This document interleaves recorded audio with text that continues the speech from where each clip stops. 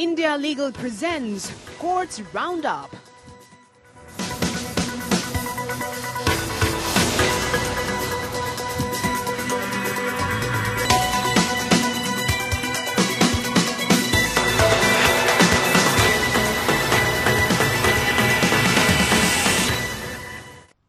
नमस्कार, मैं हूं आपके साथ रविंद्र सिंह। कोर्ट्स राउंडअप में आपका स्वागत है।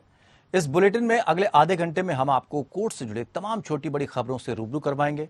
कोर्ट की कार्रवाई और सुप्रीम कोर्ट से लेकर हाई कोर्ट और लोअर कोर्ट्स तक के फैसलों को आपके सामने रखेंगे। आगे बढ़ने से पहले एक नजर डालते हैं सुर्खियों पर। गुजरात दंगा मामले में तीस्ता सीतलवाड़ की जमानत की मांग मामले में सुनवाई के दौरान सुप्रीम कोर्ट ने गुजरात सरकार पर उठाए सवाल। सीजेआई ने ये पूछा, तीस्ता के खिलाफ क्या सबूत और सामग्री जुटाई गई? यूएपीए जैसे आरोप नहीं तो जमानत ना दी जाए। केस को 6 हफ्ते बाद लगाने पर जताई नाराजगी। अब निजी स्कूलों को 1997 के बाद सेवानिवृत्त हुए सभी शिक्षकों को ग्रेच्युटी देनी होगी। सुप्रीम कोर्ट ने दिया शिक्षकों के हक में अहम फैसला।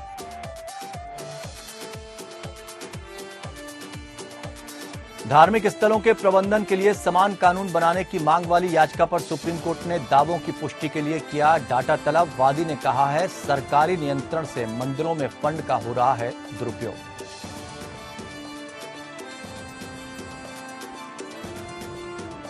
जम्मू कश्मीर में कश्मीरी पंडितों के नरसंहार और अत्याचार की जांच के लिए एसआईटी के गठन की मांग वाली याचिका सुप्रीम कोर्ट में दायर। एसआईटी जांच के बाद दोषी पर कार्रवाई करने की भी है मांग।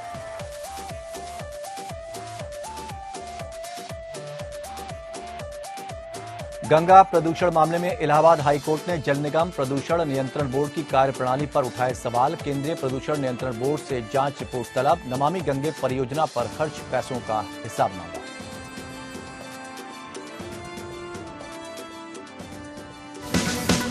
India Legal presents Courts Roundup.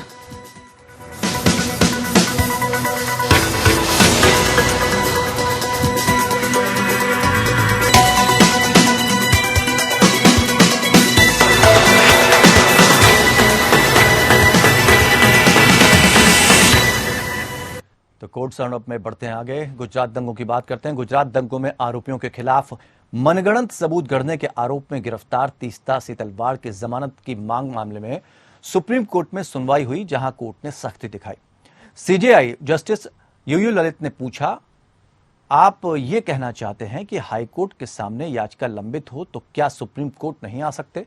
Sibal ने कहा कि इस तरह एफआईआर दर्ज नहीं हो सकती जिसमें यह साफ नहीं किया गया कि आखिर अभियुक्त ने किस तरह के सबूत कैसे गढ़े हैं।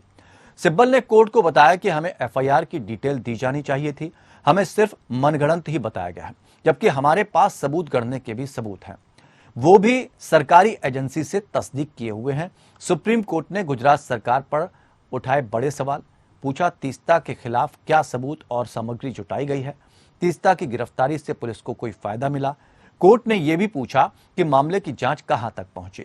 सीजेआई ने पूछा कि तीस्ता पर कोई यूएपीए जैसे आरोप नहीं जो जमानत ना दी जाए।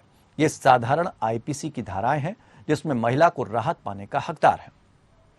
सीजेआई ने हाईकोर्ट के केस को 6 हफ्ते बाद लगाने पर नाराजगी जताते हुए कहा कि क्या गुजरात हाईकोर्ट में मामलों को लेकर यही प्रोसीजर है? कोर्ट ने गुजरात सरकार से पूछा कि ऐसे केसों की जानकारी दें जब महिला की जमानत के मामले को 6 हफ्ते बाद टाल दिया गया हो। फिलहाल तीस्ता की जमानत की मांग के मामले पर शुक्रवार 2 बजे सुनवाई जारी रहेगी।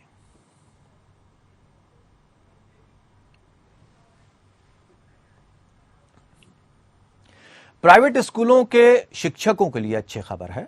सुप्रीम कोर्ट ने सभी प्राइवेट स्कूलों को निर्देश दिया है कि वे शिक्षकों को 6 सप्ताह के भीतर 3 अप्रैल 1997 से पहले की सेवा के लिए ब्याज सहित ग्रेच्युटी का भुगतान न करें।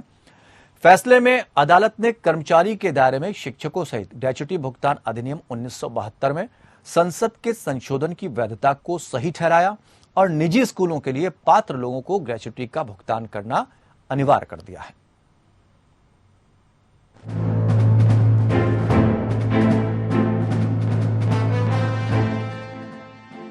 सुप्रीम कोर्ट ने प्राइवेट स्कूल के शिक्षकों को बड़ी राहत दी है। शीर्ष अदालत ने निजी स्कूलों के शिक्षकों को ग्रेच्युटी का अधिकार देने वाले 2009 के कानून को बरकरार रखा है।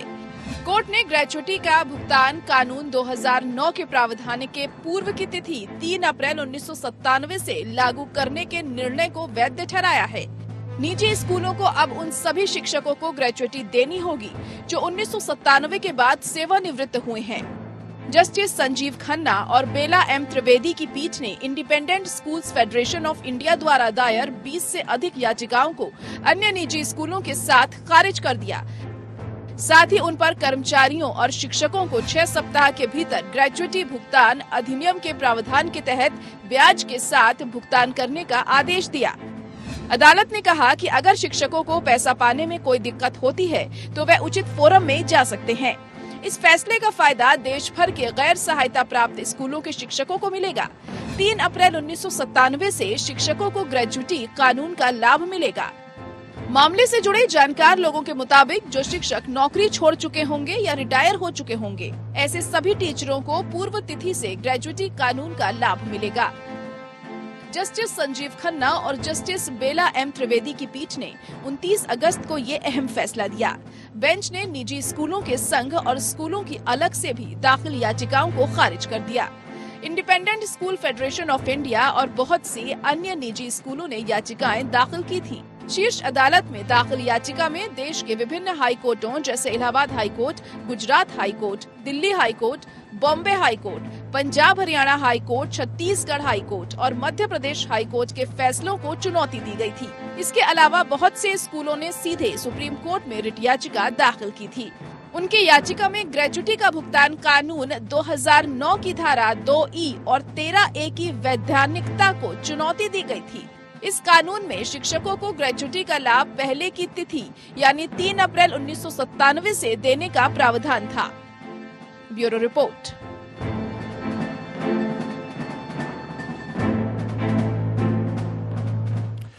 जम्मू कश्मीर में कश्मीरी पंडितों के नरसंहार को लेकर सुप्रीम कोर्ट में याचिका दाखिल की गई। वी द सिटीजन एनजीओ ने सुप्रीम कोर्ट में याचिका में कश्मीर में 1990 से 2003 तक कश्मीरी पंडितों और सिखों के नरसंहार और अत्याचार की जांच के लिए एसआईटी के गठन की मांग की। साथ ही एसआईटी की जांच के बाद दोषी पाए गए लोगों पर कार्रवाई करने का निर्देश देने की भी मांग की गई। याचिका में 1990 के बाद से कश्मीर से पलायन करने वाले हिंदू और सिख लोगों को पुनर्स्थापित करने का निर्देश देने की मांग की गई है। इसके अलावा याचिका में 1990 में हुए नरसंहार के बाद हुए पलायन के बाद चल अचल संपत्ति, चाहे धार्मिक, आवासीय, कृषि, वाणिज्यिक, संस्थागत, शैक्षिक या कोई अन्य किसी भी बिक्री को शून्य या समाप्त करने का निर्देश देने की मांग की गई है। साथ ही याचिका में जम्मू और कश्मीर में नरसंहार के शिकार और उसमें बचे हुए हिंदुओं की जनगणना करने का निर्देश देने की भी मांग की गई है। 2017 में संगठन ने सुप्रीम कोर्ट से लगभग 700 कश्मीरी पंडितों की मौत के लिए दायर सभी एफआईआर को फिर एक्टिव करने के लिए कहा था। सीबीआई जैसी एक स्वतंत्र एजेंसी द्वारा मामलों की अदालत की निगरानी में जांच का आदेश दिए जाने की भी मांग की गई। साथ में तत्कालीन राज्य सरकार द्वारा एफआईआर पर मुकदमा नहीं चलाने के कारणों की जांच करने के लिए जांच आयोग गठन करने की भी मांग की गई। 2017 में तत्कालीन सीजेआई जीएस खेर और न्यायमूर्ति धनंजय वाई चंद्रचूड़ की पीठ ने इस याचिका को सुनने से मना करते हुए कहा था कि अनुच्छेद 32 के तहत इस याचिका पर विचार करने से इनकार करने के लिए कारण यह है कि वर्तमान याचिका में संदर्भित उदाहरण वर्ष 1989 से 90 से संबंधित है और 27 वर्ष से अधिक बीत चुके हैं।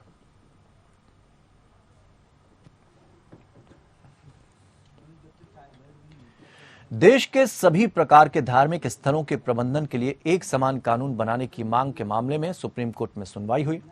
सीजेआई जस्टिस ललित ने याचिकाकर्ताओं से अपने दावों के लिए पुष्टि के लिए सामग्री देने को कहा है। सीजेआई ने यह बात तब कही जब याचिकाकर्ता की ओर से वकील गोपाल सुब्रमण्यम ने कहा कि सरकारी नियंत्रण के चलते मंदिरों में फंड का दुरुपयोग हो रहा है। इतना ही नहीं, कई हजार मंदिर भी बंद हो गए हैं। सीजेआई ने कहा कि सिर्फ दलीलों से नहीं बल्कि आपको कोर्ट में आंकड़े भी देने होंगे। वकील गोपाल सुब्रमण्यम ने कहा वो 2 हफ्ते में आंकड़े कोर्ट के सामने रख देंगे। मामले की सुनवाई के दौरान याचिकाकर्ता के वकील की ओर से कोर्ट को बताया गया कि कर्नाटका, आंध्र प्रदेश, तमिलनाडु, पुडुचेरी, तेलंगाना के कानून को भी चुनौती दी गई है। जस्टिस भट्ट ने पूछा, इसको चुनौती क्यों दी गई? लंबे समय से ऐसे चल रहा है, इसका क्या आधार है? याचिकाकर्ता ने कहा कि सरकार 58 मुख्य मंदिरों को अपने नियंत्रण में लिए हुए है। यह सीधे तौर पर मौलिक अधिकारों का उल्लंघन है। ये अंग्रेजों के समय का कानून है। सरकार चर्च और अन्य धार्मिक स्थलों को अपने नियंत्रण में क्यों नहीं लेना चाहती है? सुप्रीम कोर्ट 19 सितंबर को मामले की अगली सुनवाई करेगा। दरअसल हिंदू, सिख, जैन, बौद्ध के धार्मिक स्थलों पर सरकारी नियंत्रण के खिलाफ दाखिल याचिका में हिंदुओं, बौद्धों, जैनियों और सिखों को राज्य के हस्तक्षेप के बिना अपने धार्मिक स्थानों का प्रबंधन करने का अधिकार दिया जाए, जैसा ईसाई और मुसलमानों को मिला हुआ है। बीजेपी नेता और वकील अश्विनी उपाध्याय ने कहा कि धार्मिक स्थलों पर सरकारी नियंत्रण के खिलाफ सुप्रीम कोर्ट में याचिका दाखिल की गई है। याचिका में कहा गया है कि मठ मंदिरों पर कंट्रोल करने के लिए 35 कानून है, लेकिन मस्जिद और चर्च के लिए एक भी कानून नहीं है। देश ने 4 लाख मठ मंदिर सरकार के कंट्रोल में है, लेकिन मस्जिद, चर्च पर नियंत्रण के लिए कोई नियम नहीं है। के 4 लाख मठ मंदिर सरकार के कंट्रोल में है, लेकिन एक भी मस्जिद, एक भी मजार, एक भी दरगाह और एक भी चर्च सरकार के कंट्रोल में नहीं है। 4 लाख मठ मंदिरों से सरकार ने 1 लाख करोड़ रुपए लिया है, लेकिन मजार, दरगाह, मस्जिद और चर्च से 1 रुपए भी नहीं लिया है। मठ मंदिरों को कंट्रोल करने के लिए टोटल 35 कानून चल रहे हैं, लेकिन मजार, दरगाह, मस्जिद और चर्च के लिए एक भी कानून नहीं है।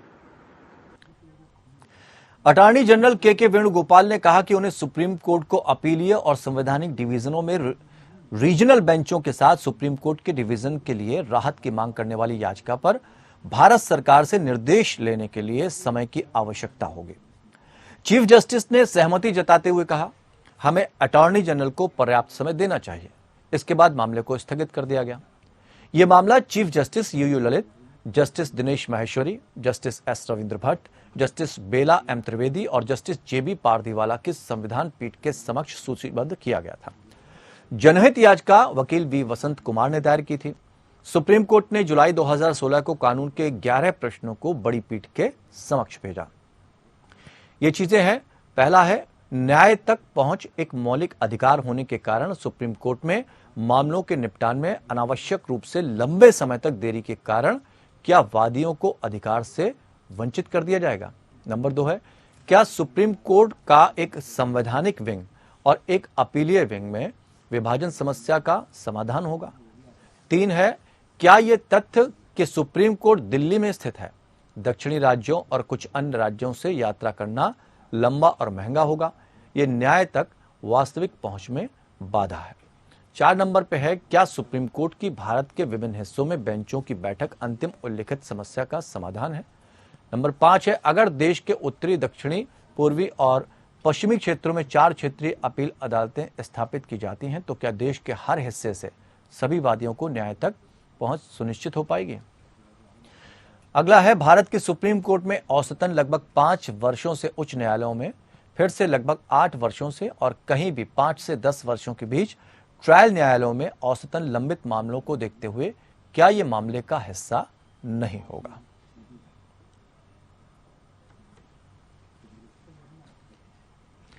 देश भर में ईसाई संस्थानों और पादरियों पर हमले के मामले में सुप्रीम कोर्ट में सुनवाई हुई। सीजेआई ने बिहार, हरियाणा, छत्तीसगढ़, झारखंड, उड़ीसा, कर्नाटक, मध्य प्रदेश और उत्तर प्रदेश के मुख्य सचिव से पूछा है कि इस मामले में कितनी एफआईआर दर्ज की गई हैं। उन मामलों में दर्ज एफआईआर की जांच का स्टेटस क्या है? मामलों में अब तक कितनी गिरफ्तारियां हुई और कितने मामलों में अभी तक आरोप पत्र दाखिल किए गए हैं? कोर्ट ने गृह मंत्रालय से इस मसले पर 4 हफ्ते में संबंधित जानकारी गृह मंत्रालय से जवाब मांगा है। गृह मंत्रालय ने हलफनामा दाखिल कर कहा है कि इन आरोपों में कोई दम नहीं है। गृह मंत्रालय का कहना है कि याचिकाकर्ता ने घटनाओं की गलत रिपोर्टिंग से संबंधित प्रेस रिपोर्टों के साथ साथ झूठे और स्वार्थी दस्तावेजों का सहारा लिया है, जिसमें ईसाई उत्पीड़न की अधिकतर घटनाएं या तो झूठी थीं या गलत तरीके से पेश की गई थीं। याचिकाकर्ताओं ने मीडिया संस्थानों की रिपोर्ट, स्वतंत्र ऑनलाइन डेटाबेस और विभिन्न गैर लाभकारी संगठनों के निष्कर्षों जैसे स्रोतों के माध्यम से एकत्र की गई जानकारी के आधार पर यह दावा किया है। सिद्धू मूसेवाला हत्या में आरोपी गैंगस्टर लॉरेंस बिश्नोई को वापस तिहाड़ जेल लाने की मांग के मामले में सुप्रीम कोर्ट ने पंजाब पुलिस से गैंगस्टर लॉरेंस बिश्नोई से सभी दर्ज मामले पर जवाब दाखिल करने को कहा है। कोर्ट ने पंजाब पुलिस से पूछा है कि गैंगस्टर लॉरेंस बिश्नोई पर कितने मुकदमे दर्ज किए गए हैं, 13 जून के बाद से वो कितने दिन पुलिस कस्टडी में रहा। साथ ही कोर्ट ने पंजाब पुलिस से पूछा कि गैंगस्टर लॉरेंस बिश्नोई को लेकर पंजाब पुलिस का क्या प्लान है। कोर्ट 13 सितंबर को करेगा मामले की अगली सुनवाई। दरअसल बिश्नोई के पिता लविंदर सिंह की ओर से दाखिल याचिका में कहा गया है कि जिन शर्तों पर बिश्नोई को ट्रांजिट रिमांड पर भेजा गया था, पंजाब पुलिस उसका उल्लंघन कर रही है और बिश्नोई को लगातार टॉर्चर किया जा रहा है। गंगा प्रदूषण मामले पर इलाहाबाद हाईकोर्ट ने सख्ती दिखाई है। कोर्ट ने जल निगम यूपी प्रदूषण नियंत्रण बोर्ड की कार्यप्रणाली पर सवाल उठाते हुए कहा कि विभाग अपनी जवाबदेही एक दूसरे पर शिफ्ट कर रहा है। जल निगम के पास पर्यावरण विशेषज्ञ नहीं, फिर भी वो पर्यावरण की निगरानी कैसे कर रहा है। हाईकोर्ट ने महानिदेशक नेशनल मिशन क्लीन गंगा से उठाए गए कदमों की जानकारी मांगी और पूछा है कि नमामि गंगे परियोजना के तहत अब तक कितना पैसा खर्च किया गया है।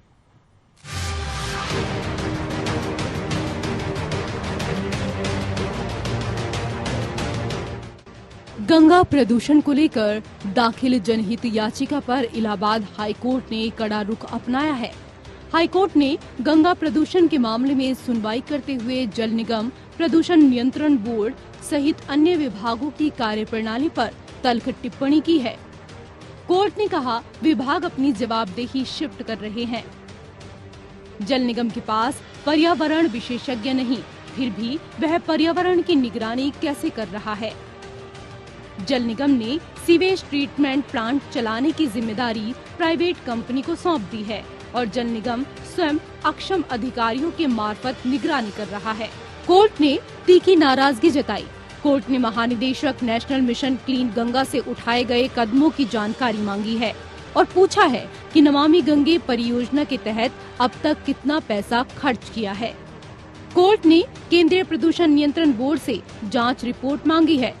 कोर्ट ने यूपी प्रदूषण नियंत्रण बोर्ड से टेस्टिंग, शिकायत निस्तारण न करने वाले अधिकारियों के खिलाफ अभियोग चलाने की स्टेटस रिपोर्ट पेश करने का निर्देश दिया है। इसके साथ ही पूछा कि गंगा जिन शहरों से होकर गुजरी है, वहां पर बने नालों को एसटीपी से जोड़ा गया या नहीं। नालों की स्थिति, डिस्चार्ज, ट्रीटमेंट और जल की गुणवत्ता को लेकर भी जानकारी मांगी है। असिस्टेंट सोलिसिटर जनरल ने कोर्ट से विस्तृत जानकारी पेश करने के लिए समय मांगा। 26 सितंबर को मामले की अगली सुनवाई होगी। यह आदेश chief justice Rajesh Bindal, justice Manoj Kumar Gupta और जस्टिस अजीत कुमार की पूर्ण पीठ ने गंगा प्रदूषण के मामले में दाखिल जनहित याचिका की सुनवाई करते हुए दिया। कोर्ट के न्याय मित्र वरिष्ठ अधिवक्ता अरुण कुमार गुप्ता ने बताया कि यूपी में गंगा 15 शहरों से गुजरती है। उसके लिए साइट प्लान की रिपोर्ट प्रमुख सचिव नमामि गंगे की ओर से दाखिल किया गया है। इन शहरों में 74 नाले हैं जो गंगा में गिर रहे हैं। इस पर कोर्ट ने अपर महाधिवक्ता नीरज तिवारी से पूछा कि इन शहरों की एसटीपी से शहरों के नालों को जोड़ा गया है या नहीं। इस पर न्याय मित्र गुप्ता ने कहा कि प्रयागराज सहित अन्य जिलों में तकरीबन 58 से 60% कनेक्ट किया गया है। संचालित एसटीपी ओवरफ्लो है। निगमों के पास कोई पर्यावरण इंजीनियर नहीं है। याची अधिवक्ता बीसी श्रीवास्तव और शैलेश सिंह ने बताया कि उन्होंने प्रयागराज के 7 स्थानों से जल की जांच कराई है, लेकिन सभी जांच फेल हो गई। पानी सही नहीं है। उन्होंने कहा कि सभी एसटीपी को बंद कर देना चाहिए। कोर्ट ने निगम के हलफनामे पर जवाब दाखिल करने को कहा है। Bureau report.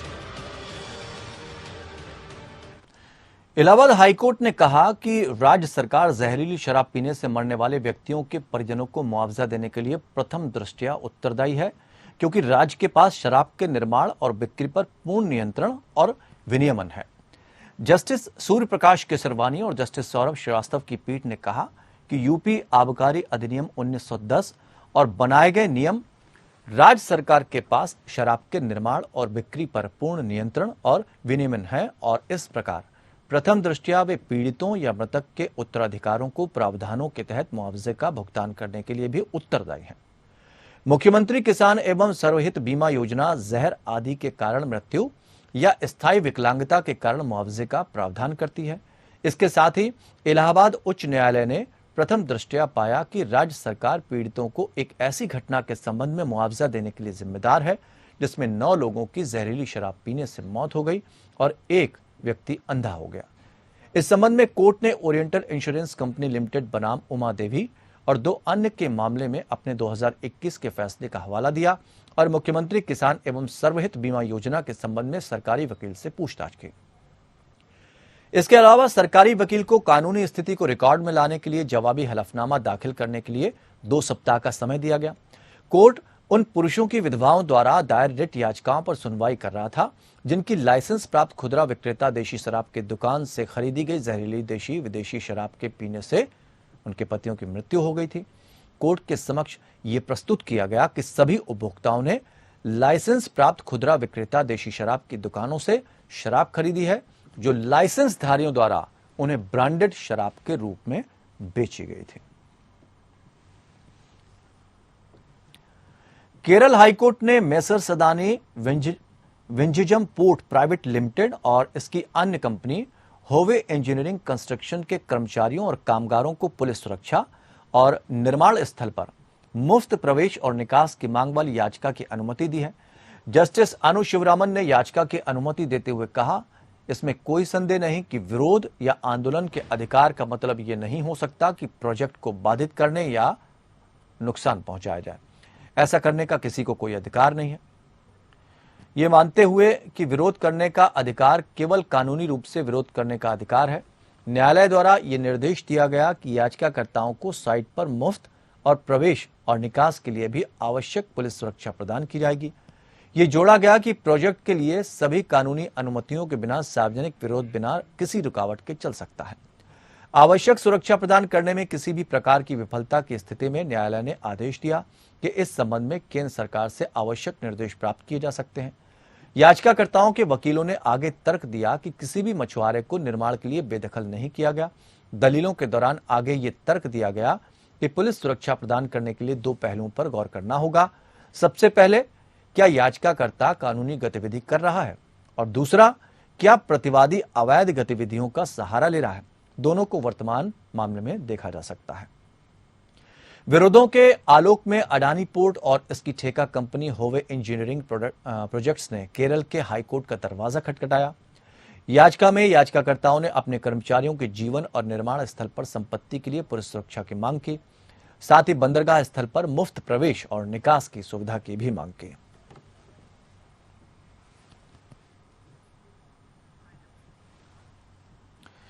कोर्ट्स राउंडअप में फिलहाल इतना ही, लेकिन खबरों का सफर लगातार जारी रहेगा। जुड़े रहिए हमारे साथ। Legal presents Courts Roundup.